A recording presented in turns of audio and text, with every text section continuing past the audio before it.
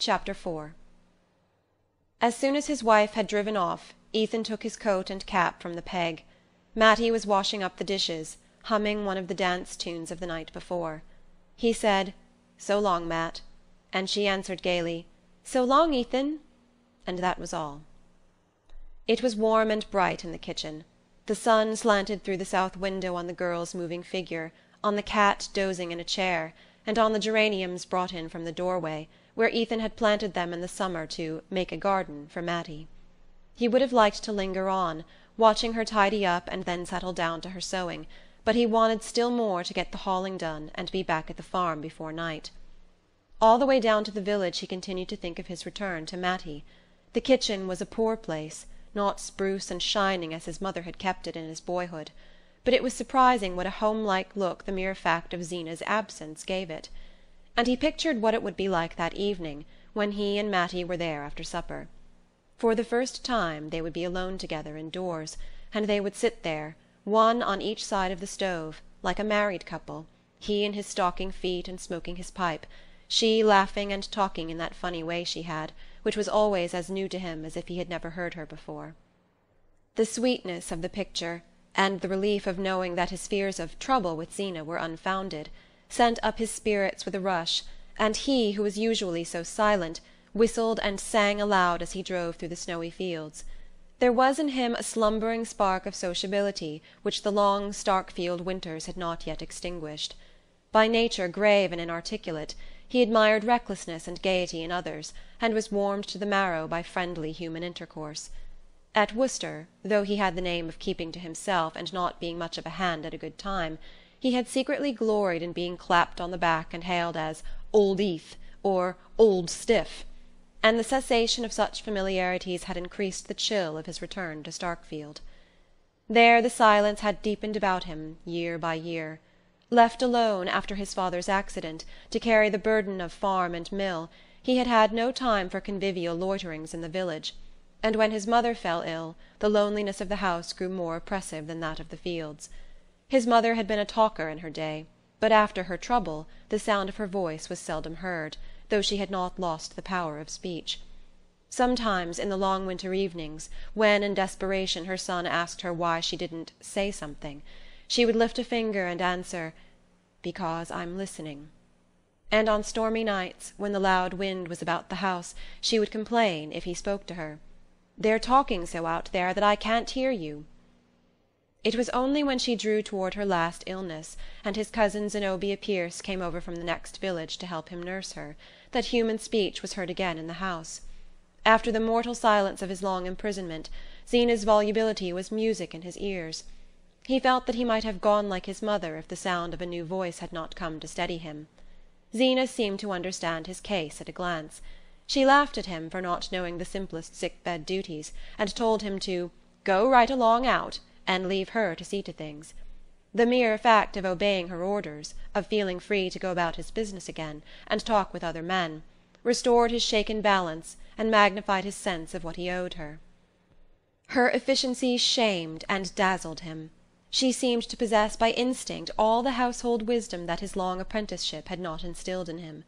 When the end came, it was she who had to tell him to hitch up and go for the undertaker, and she thought it funny that he had not settled beforehand who was to have his mother's clothes and the sewing machine.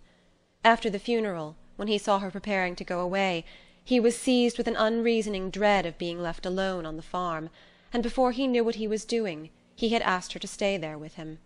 He had often thought since that it would not have happened if his mother had died in spring instead of winter. When they married, it was agreed that, as soon as he could straighten out the difficulties resulting from Mrs. Frome's long illness, they would sell the farm and sawmill, and try their luck in a large town. Ethan's love of nature did not take the form of a taste for agriculture. He had always wanted to be an engineer, and to live in towns, where there were lectures and big libraries, and fellows doing things. A slight engineering job in Florida, put in his way during his period of study at Worcester, increased his faith in his ability as well as his eagerness to see the world, and he felt sure that, with a smart wife like Zeena, it would not be long before he had made himself a place in it. Zeena's native village was slightly larger and nearer to the railway than Starkfield, and she had let her husband see from the first that life on an isolated farm was not what she had expected when she married. But purchasers were slow in coming, and while he waited for them Ethan learned the impossibility of transplanting her. She chose to look down on Starkfield, but she could not have lived in a place which looked down on her. Even Bettsbridge or Shadd's Falls would not have been sufficiently aware of her, and in the greater cities which attracted Ethan she would have suffered a complete loss of identity. And within a year of their marriage she developed the sickliness which had since made her notable even in a community rich in pathological instances. When she came to take care of his mother, she had seemed to Ethan like the very genius of health, but he soon saw that her skill as a nurse had been acquired by the absorbed observation of her own symptoms. Then she too fell silent. Perhaps it was the inevitable effect of life on the farm, or perhaps, as she sometimes said, it was because Ethan never listened. The charge was not wholly unfounded. When she spoke it was only to complain, and to complain of things not in his power to remedy, and to check a tendency to impatient retort he had first formed the habit of not answering her, and finally of thinking of other things while she talked. Of late, however, since he had reasons for observing her more closely, her silence had begun to trouble him. He recalled his mother's growing taciturnity, and wondered if Zeena were also turning queer. Women did, he knew. Zeena, who had at her fingers' ends the pathological chart of the whole region, had cited many cases of the kind while she was nursing his mother, and he himself knew of certain lonely farmhouses in the neighbourhood where stricken creatures pined, and of others where sudden tragedy had come of their presence. At times, looking at Zeena's shut face, he felt the chill of such forebodings. At other times her silence seemed deliberately assumed to conceal far-reaching intentions, mysterious conclusions drawn from suspicions and resentments impossible to guess. That supposition was even more disturbing than the other, and it was the one which had come to him the night before, when he had seen her standing in the kitchen door. Now her departure for Bettsbridge had once more eased his mind, and all his thoughts were on the prospect of his evening with Mattie. Only one thing weighed on him, and that was his having told Zeena that he was to receive cash for the lumber. He foresaw so clearly the consequences of this imprudence that with considerable reluctance he decided to ask Andrew Hale for a small advance on his load. When Ethan drove into Hale's yard the builder was just getting out of his sleigh. "Hello, Eth," he said. "This comes handy." Andrew Hale was a ruddy man with a big grey moustache and a stubbly double chin unconstrained by a collar, but his scrupulously clean shirt was always fastened by a small diamond stud. This display of opulence was misleading, for though he did a fairly good business it was known that his easy-going habits and the demands of his large family frequently kept him what Starkfield called "behind." He was an old friend of Ethan's family, and his house one of the few to which Zeena occasionally went, drawn there by the fact that Mrs. Hale, in her youth, had done more doctoring than any other woman in Starkfield, and was still a recognized authority on symptoms and treatment. Hale went up to the Greys and patted their sweating flanks. "Well, sir," he said, "you keep them two as if they was pets." Ethan set about unloading the logs, and when he had finished his job he pushed open the glazed door of the shed which the builder used as his office. Hale sat with his feet up on the stove, his back propped against a battered desk strewn with papers. The place, like the man, was warm, genial, and untidy. "Sit right down and thaw out," he greeted Ethan. The latter did not know how to begin, but at length he managed to bring out his request for an advance of $50. The blood rushed to his thin skin under the sting of Hale's astonishment. It was the builder's custom to pay at the end of 3 months, and there was no precedent between the two men for a cash settlement. Ethan felt that if he had pleaded an urgent need Hale might have made shift to pay him, but pride, and an instinctive prudence, kept him from resorting to this argument.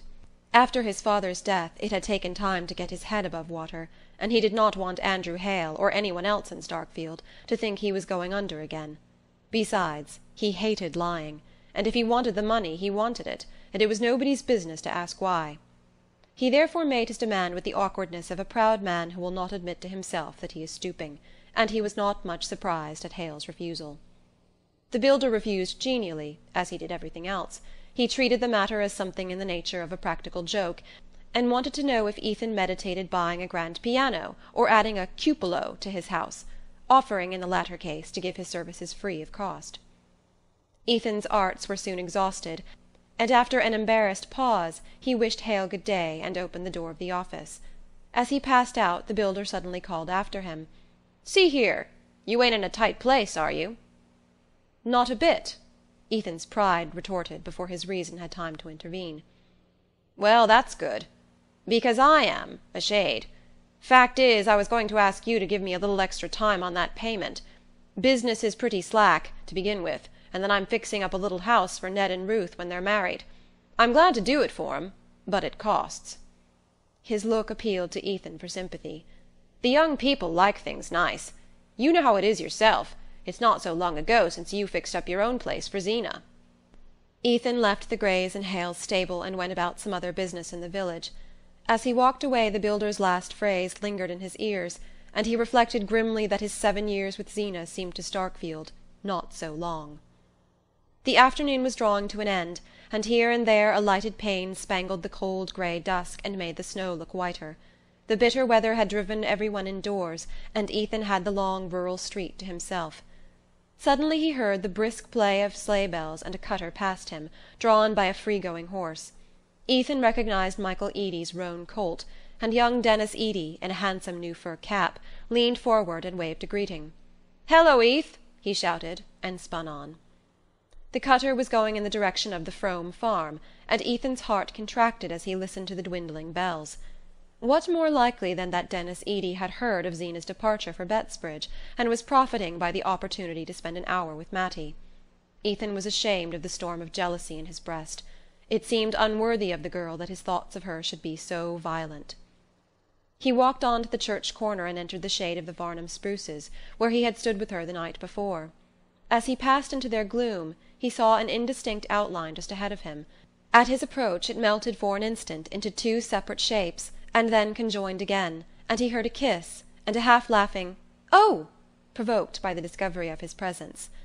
Again the outline hastily disunited, and the Varnum gate slammed on one half while the other hurried on ahead of him. Ethan smiled at the discomfiture he had caused. What did it matter to Ned Hale and Ruth Varnum if they were caught kissing each other? Everybody in Starkfield knew they were engaged. It pleased Ethan to have surprised a pair of lovers on the spot where he and Mattie had stood with such a thirst for each other in their hearts. But he felt a pang at the thought that these two need not hide their happiness. He fetched the Greys from Hale's stable and started on his long climb back to the farm. The cold was less sharp than earlier in the day, and a thick, fleecy sky threatened snow for the morrow. Here and there a star prickled through, showing behind it a deep well of blue. In an hour or two the moon would push over the ridge behind the farm, burn a gold-edged rent in the clouds, and then be swallowed by them. A mournful peace hung on the fields, as though they felt the relaxing grasp of the cold and stretched themselves in their long winter sleep. Ethan's ears were alert for the jingle of sleigh-bells, but not a sound broke the silence of the lonely road. As he drew near the farm he saw, through the thin screen of larches at the gate, a light twinkling in the house above him. "She's up in her room," he said to himself, fixing herself up for supper. And he remembered Zeena's sarcastic stare when Mattie, on the evening of her arrival, had come down to supper with smoothed hair and a ribbon at her neck.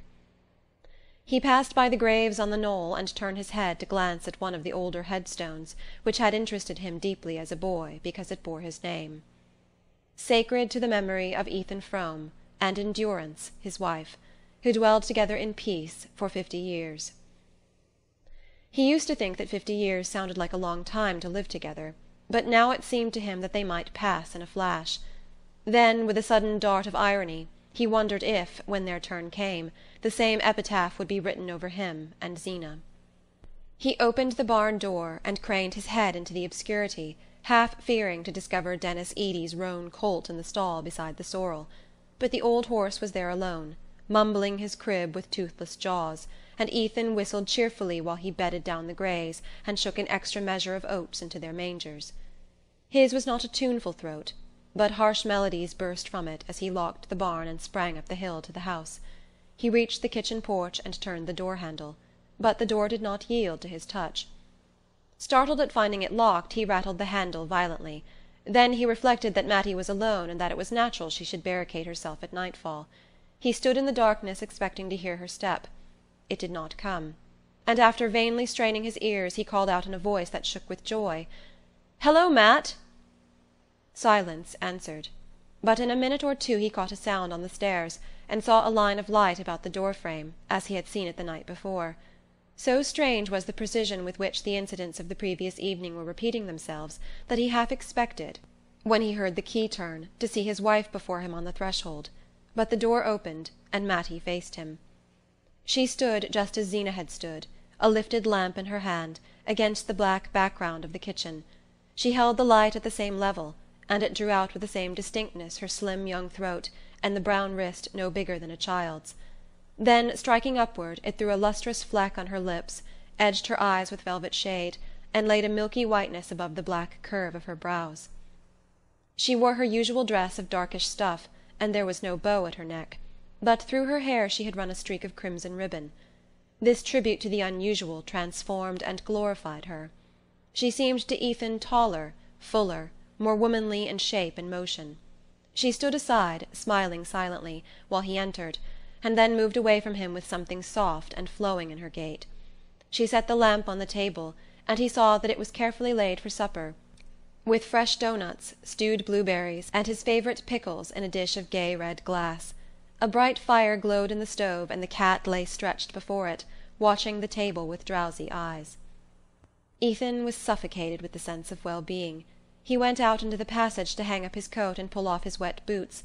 When he came back, Mattie had set the teapot on the table, and the cat was rubbing itself persuasively against her ankles. "Why, Puss, I nearly tripped over you!" she cried, the laughter sparkling through her lashes.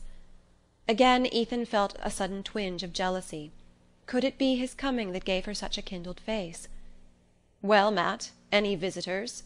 he threw off, stooping down carelessly to examine the fastening of the stove. She nodded and laughed. "Yes, one," and he felt a blackness settling on his brows. "Who was that?" he questioned, raising himself up to slant a glance at her beneath his scowl. Her eyes danced with malice. "Why, Jotham Powell. He came in after he got back, and asked for a drop of coffee before he went down home." The blackness lifted and light flooded Ethan's brain. "That all? Well, I hope you made out to let him have it." And after a pause he felt it right to add, "I suppose he got Zeena over to the Flats all right?" "Oh, yes, in plenty of time." The name threw a chill between them, and they stood a moment looking sideways at each other, before Mattie said with a shy laugh, "I guess it's about time for supper." They drew their seats up to the table, and the cat, unbidden, jumped between them into Zeena's empty chair. "Oh, Puss!" said Mattie, and they laughed again. Ethan, a moment earlier, had felt himself on the brink of eloquence, but the mention of Zeena had paralyzed him. Mattie seemed to feel the contagion of his embarrassment, and sat with downcast lids, sipping her tea, while he feigned an insatiable appetite for doughnuts and sweet pickles. At last, after casting about for an effective opening, he took a long gulp of tea, cleared his throat, and said, "Looks as if there'd be more snow." She feigned great interest. "Is that so? Do you suppose it'll interfere with Zeena's getting back?" She flushed red as the question escaped her, and hastily set down the cup she was lifting. Ethan reached over for another helping of pickles. "You never can tell this time of year. It drifts so bad on the Flats." The name had benumbed him again, and once more he felt as if Zeena were in the room between them. "Oh, Puss, you're too greedy!" Mattie cried. The cat, unnoticed, had crept up on muffled paws from Zeena's seat to the table, and was stealthily elongating its body in the direction of the milk-jug, which stood between Ethan and Mattie. The two leaned forward at the same moment, and their hands met on the handle of the jug. Mattie's hand was underneath, and Ethan kept his clasped on it a moment longer than was necessary. The cat, profiting by this unusual demonstration, tried to effect an unnoticed retreat, and in doing so backed into the pickle dish, which fell to the floor with a crash. Mattie, in an instant, had sprung from her chair and was down on her knees by the fragments. "Oh, Ethan, Ethan, it's all to pieces! What will Zeena say?" But this time his courage was up. "Well, she'll have to say it to the cat, anyway," he rejoined with a laugh, kneeling down at Mattie's side to scrape up the swimming pickles. She lifted stricken eyes to him. "Yes, but you see she never meant it should be used, not even when there was company.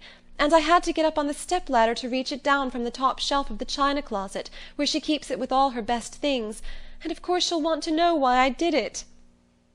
The case was so serious that it called forth all of Ethan's latent resolution.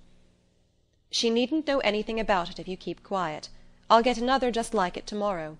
Where did it come from? I'll go to Shed's Falls for it if I have to." "Oh, you'll never get another one even there. It was a wedding present. Don't you remember? It came all the way from Philadelphia, from Zeena's aunt that married the minister. That's why she wouldn't ever use it. Oh, Ethan, Ethan, what in the world shall I do?" She began to cry, and he felt as if every one of her tears were pouring over him like burning lead. "Don't, Matt, don't, oh, don't!" he implored her. She struggled to her feet, and he rose and followed her helplessly while she spread out the pieces of glass on the kitchen dresser. It seemed to him as if the shattered fragments of their evening lay there. "Here, give them to me," he said in a voice of sudden authority. She drew aside, instinctively obeying his tone. "Oh, Ethan, what are you going to do?" Without replying, he gathered the pieces of glass into his broad palm, and walked out of the kitchen to the passage. There he lit a candle end, opened the china closet, and reaching his long arm up to the highest shelf, laid the pieces together with such accuracy of touch that a close inspection convinced him of the impossibility of detecting from below that the dish was broken. If he glued it together the next morning, months might elapse before his wife noticed what had happened, and meanwhile he might after all be able to match the dish at Shad's Falls or in Bettsbridge. Having satisfied himself that there was no risk of immediate discovery, he went back to the kitchen with a lighter step, and found Mattie disconsolately removing the last scraps of pickle from the floor. "It's all right, Matt. Come back and finish supper," he commanded her. Completely reassured, she shone on him through tear-hung lashes, and his soul swelled with pride as he saw how his tone subdued her. She did not even ask what he had done. Except when he was steering a big log down the mountain to his mill, he had never known such a thrilling sense of mastery.